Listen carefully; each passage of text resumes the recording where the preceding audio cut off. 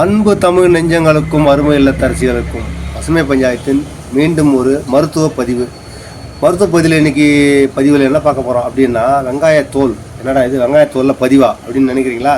ஆமாங்க, வெங்காயத்தோல், பூண்டு தோல், அதுக்கப்புறம் இந்த காஞ்ச வேப்பிலை, இது மூணுத்தையும் ஒரு தலைகாணி வர தச்சுக்குங்க. அதில் முடிஞ்ச அளவுக்கு இந்த மூணுத்தையும் மிக்ஸ் பண்ணி அந்த தலைகாணி உரவில் நல்லா அதை டைட்டாக சொருக்கிடுங்க. நல்லா அமுக்கிட்டு வாய்ப்புறத்தை தைச்சிருங்க.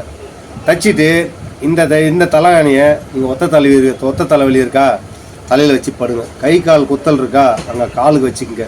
இல்லை தோள்பட்டை வலிக்குதா, அந்த இடத்துல வைங்க. இது சாத்தியமாக நடைமுறைக்கு உகந்ததா அப்படின்னு கேட்காதீங்க.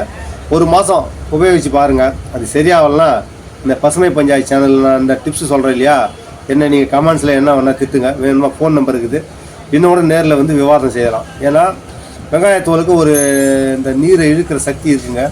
அதே மாதிரி தான் பூண்டு தோலும், அதே மாதிரி தான் அந்த காஞ்ச வேப்பிலை, இது எல்லாத்தையும் நீங்கள் ஒன்றா சேர்த்து அதை உபயோகிக்கும் போது உங்கள் உடம்புல வலிகள் எல்லாம் தன்னால் போயிடும்.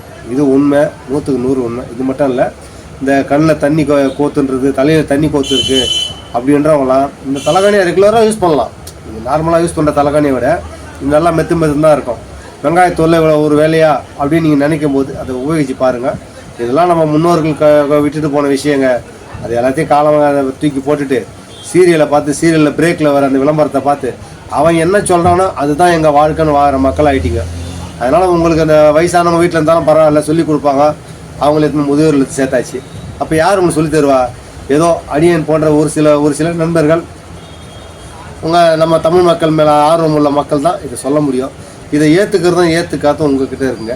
நீங்கள் ஏற்றுக்கிட்டால் நன்மை அடைய போகிறீங்க, ஏற்றுக்கலைன்னா சரி அவ்வளோதான், விட்டுற வேண்டியதான். சரிங்களா? நன்றி, வணக்கம். மீண்டும் சந்திப்போம். உங்கள் பசுமை பஞ்சாயத்து.